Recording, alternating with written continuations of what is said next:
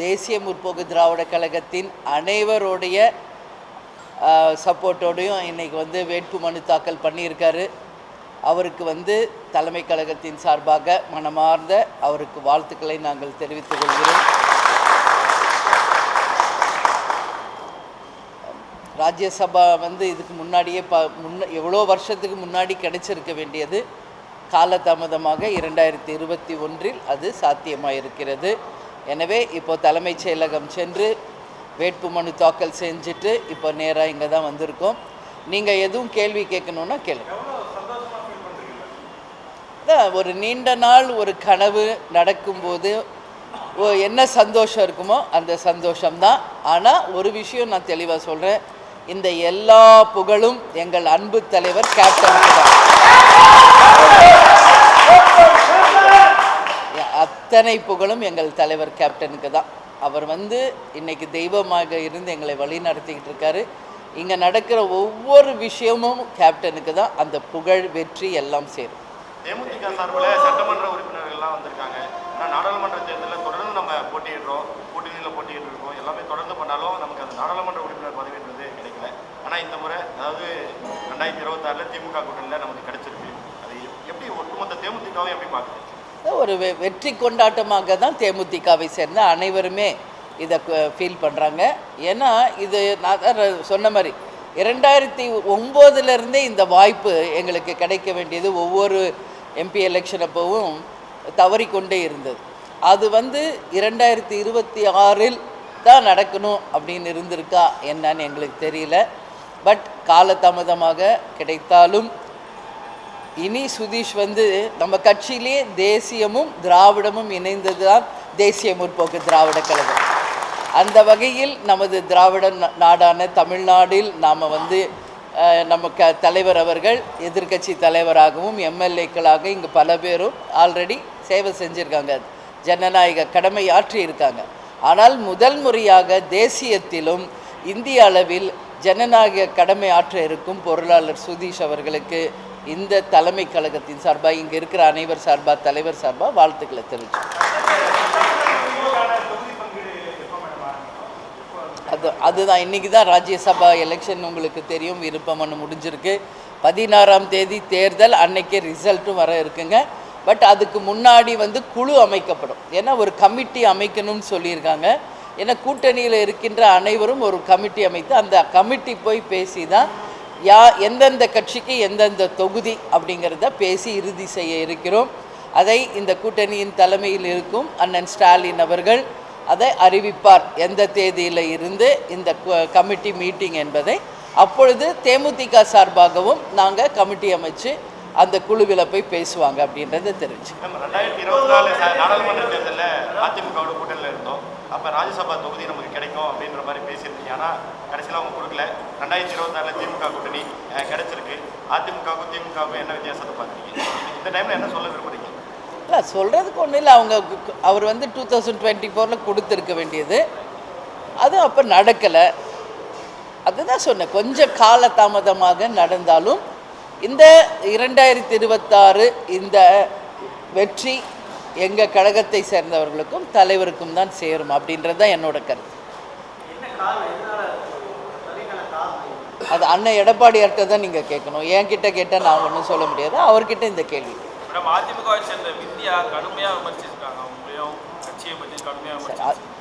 அது இப்போ அவங்கவுங்க கருத்துங்க, அது எல்லாத்துக்கும் நீங்கள் என்கிட்ட கேள்வி கேட்டால் யார் சொன்னாங்களோ அவங்கக்கிட்ட போய் இதை கேள்வி கேட்கணும். அதுக்கெல்லாமே நான் பதில் சொல்ல முடியாது.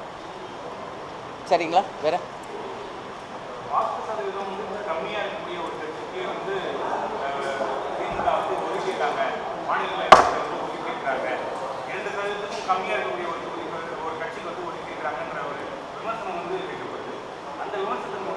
யார் வைக்கிறா அந்த விமர்சனம்?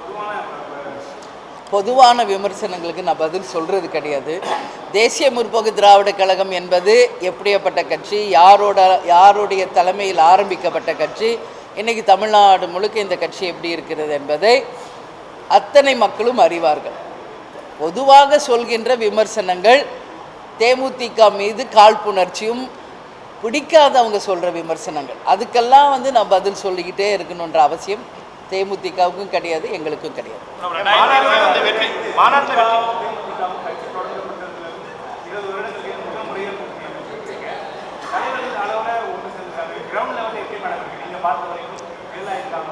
நான் முதல் நாளே என்ன உங்களுக்கு சொன்னேன், நீங்கள் எவ்வளோ நாள் என்கிட்ட யாருடன் கூட்டணி நீங்கள் எவ்வளோ நாள் இந்த கேள்வி என்கிட்ட கேட்டீங்க. நான் என்ன உங்கள் ஒவ்வொரு இடத்துலையும் சொன்னேன், எங்கள் கழகத்தில் இருக்கும் மாவட்ட செயலாளர்கள் அனைத்து ஒன்றிய நகர பேரூர்களை கிளை கழகத்தில் இருக்கின்ற ஒவ்வொரு தொண்டரும் விரும்பும் ஒரு கூட்டணியை இந்த முறை நிச்சயம் தேசிய முற்போக்கு திராவிட கழகம் அமைப்போம் என்று சொன்னேன். அந்த வகையில் ஒட்டுமொத்தமாக கழகத்தை சேர்ந்த அனைவரும் விரும்பிய கூட்டணி, போற்றும் கூட்டணி, கொண்டாடும் ஒரு கூட்டணியை தான் இந்த முறை அமைச்சிருக்கோம். எனவே அந்த ஜெல் ஆகுறது எப்படின்னு நீங்கள் கேட்குறீங்க. அது இயற்கையாகவே த டே 1 நான் அனௌன்ஸ் பண்ண அன்றைக்கே தமிழ்நாடு முழுக்க பட்டாசு வெடித்து ஸ்வீட்ஸ் கொடுத்து அந்த டேவே அவங்க கொண்டாடிட்டாங்க. அப்போ ஒட்டுமொத்த கட்சியும் இன்றைக்கி திமுக சைடும் சரி, கூட்டணியில் இருப்பவங்களும் சரி, தேமுதிகவை சேர்ந்த அனைவரும் ஒன்றிணைந்து ஒரு மகத்தான வெற்றியை இந்த தேர்தலில் 200க்கு மேல் நிச்சயம் பெற்று மகத்தான வெற்றி பெறுவோம் என்பதை இந்த நேரத்தில் உறுதியாக மாநாட்டில் வந்து சொல்லியிருந்தீங்க வெற்றி கூட்டணி அமைப்போம் அப்படின்னு சொல்லியிருந்தீங்க. சுதீஷ் சார் கூட சொல்லியிருந்தாரு மேடம் வந்து துணை முதலமைச்சராக வந்து திமுக கிட்ட அந்த டிமாண்ட் வைக்கப்படுமா? நாங்கள் வந்து இது வேணும் அது நீங்கள் தான் சொல்லிகிட்டு இருக்கீங்க. நான் எல்லாத்தையும் பார்த்துட்டு தான் இருக்கேன். நான் ஏதோ துணை முதல்வர் கேட்ட மாதிரியும் ஏதேதோ கற்பனை விஷயங்களை எங்களுக்கு ஏற்ப நீங்கள் தான் எழுதிக்கிட்டு இருக்கீங்க. அந்த மாதிரி எங்களுக்கு வந்து நாங்கள் இது வேணும் அது வேணும் நாங்கள் என்றைக்கும் சொன்னது கிடையாது. அது முதல்ல நீங்கள் எல்லோரும் புரிஞ்சுக்கணும். நீங்களாக அந்த மாதிரி ஒரு பொய் செய்தியை போடுறீங்க, நீங்களாக ஒரு தகவலை பரப்பிக்கிட்டு இருக்கீங்க. அப்படி இருக்கிறப்போ அப்படி நாங்கள் வந்து இது வரைக்கும் அது மாதிரி பேசவும் கிடையாது, சொல்லவும் கிடையாது. அதனால் எங்களுக்கு அந்த மாதிரி ஒரு இதுவே இல்லை. இன்னைக்கு ஒரு கட்சிக்கு என்று அவங்கவுங்க விருப்பத்தின்படி கேட்குறாங்க. ஏன் நேற்று வரைக்கும் காங்கிரஸ் டிமாண்ட் வச்சு நேற்று வரைக்கும் அவங்க கேட்ட தொகுதிகளை பெற்றாங்க இல்லையா? அது மாதிரி எல்லா கட்சிக்கும் அவங்கவுங்களுக்கு ஒரு உரிமை இருக்குது. அந்த வகையில் தேமுதிகவுக்கு எவ்வளோ கிடைக்கணுன்றது நாங்களும் எங்கள் உரிமையை கேட்டிருக்கோம். நிச்சயமாக அது அமையும். எல்லாரும் நான் ஏற்கனவே விஜயபிரபர் போட்டி இருக்குது. ஆல்ரெடி விருதுநகர் எம்பி கான்ஸ்டிடுவன்சியில் அவர் போட்டிட்டு இருக்கார் இல்லையா? அதனால் நிச்சயம் யார் போட்டியிட போகிறாங்க, எந்த தொகுதியில் போட்டி போட போகிறாங்க என்பதை தலைமை கழகம் உரிய நேரத்தில் உங்களுக்கு அறிவிப்போம். திமுக கூட்டணியில் இருக்க அனைத்து கட்சிகளுமே இப்போ கூட்டணி பேச்சுவார்த்தைக்கே போயிட்டாங்க. ஆனால் தேமுதிக சார்பாக இந்த குழு அமைக்கப்படல. அதை இப்போ தான் சொன்னேனே. இல்லை தாமதமே இல்லை. இன்றைக்கி இந்த ப்ராசஸ் இன்னைக்கு முடிஞ்சிருக்கு. அடுத்து கமிட்டி அமைக்க சொல்லி அவங்க சொல்லுவாங்க. அப்போ நாங்கள் ரெடியாக இருக்கோம். அந்த அமைச்ச உடனே அவங்க அழைப்பு கொடுப்பாங்க, அன்றைக்கி போய் பேசணும். அவ்வளோதான். தாமதம் எல்லாம் ஒன்றுமே கிடையாது.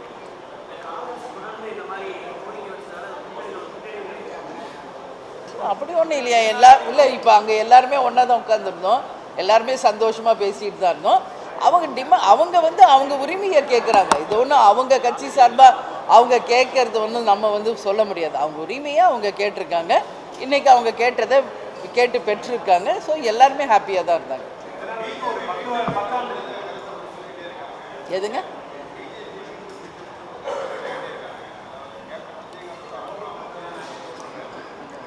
கேப்டன் ஆன்மாவா?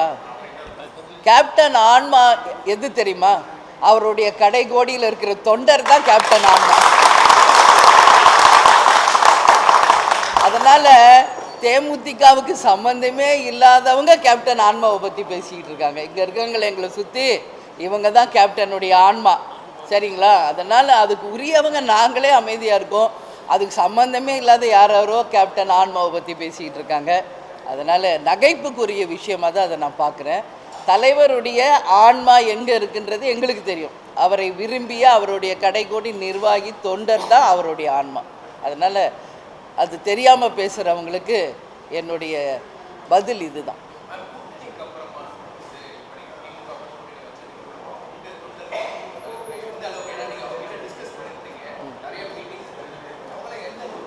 இல்லை, எல்லாருமே ரொம்ப ஹாப்பியாக இருக்காங்க. ஒட்டுமொத்த பேரும் சந்தோஷமாக இருக்காங்க.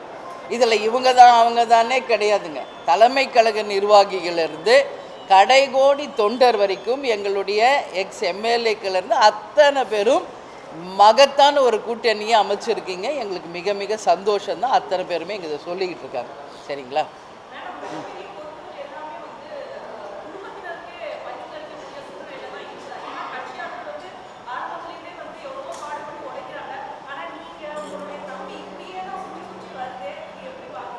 இங்கே இருக்கிறது ஒருத்தர் தான், மீதி எல்லாரும் யாரு? இல்லை, நான் சொல்கிறேன், இவங்க இருக்கிற அத்தனை பேருமே முக்கிய பொறுப்பு தான். உங்கள் பார்வை அவங்க மேலே மட்டுமே இருக்குது. அது பார்ப்பவர்களின் கண்ணோட்டத்தை பொறுத்தது. இன்னைக்கு தேமுதிகவில் லட்சக்கணக்கான பேர் உறுப்பினர்களாக இருக்காங்க. அதில் ஒருத்தர் என்னுடைய சகோதரர் சுதீஷ். கேப்டனுக்கு மறைவுக்கு பிறகு இப்போ விஜய் பிரபாகர் அத்தனை பேர் விருப்பத்துக்கு எனக்கு போட்டி போட்டார் விருதுநகரில். அவ்வளோதான். வேறு யார் இங்கே குடும்ப உறுப்பினர் இருக்காங்க? அதனால் விமர்சிப்பவர்கள் விமர்சிச்சுட்டு தான் இருப்பாங்க. ஏன் இன்றைக்கி டே ஒன்லேருந்து சுதீஷ் வந்து இந்த கட்சிக்காக பாடுபடலையா? இந்த கட்சிக்காக அவர் உழைக்கலையா? அதனால் வந்து எதையாவது ஒன்று குடும்ப உறுப்பினர் அதை தவிர வேறு என்ன சொல்ல முடியும்?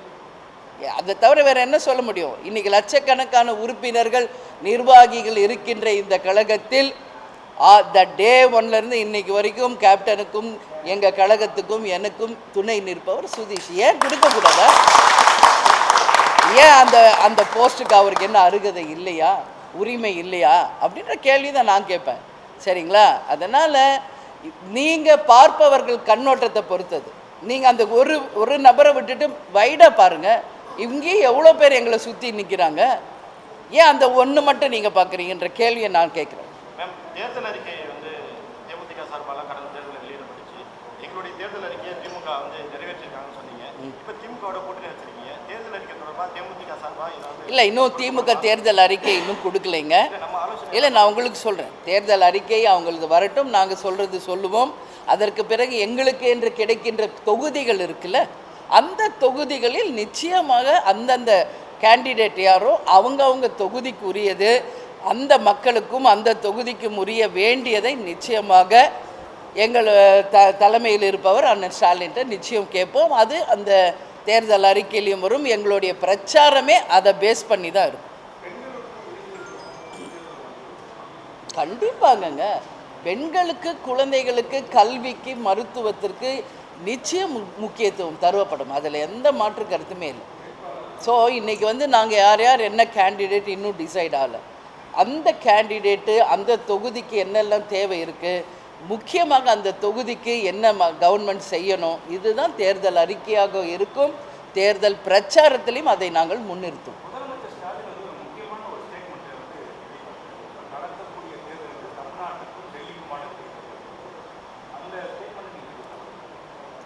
அதுதானே வந்து ஏன்னா இது வந்து என்டிஏ வெர்சஸ் இந்தியா கூட்டணி அப்படின்னு நம்ம இருந்தாலும் இன்றைக்கி வந்து காங்கிரஸ் கட்சியிலேயே இருப்பவங்க என்ன சொல்கிறாங்க, திமுகவிலான தலைமைன்னு தான் காங்கிரஸ் கட்சியில் இருக்கிறவங்களே சொல்கிறாங்க.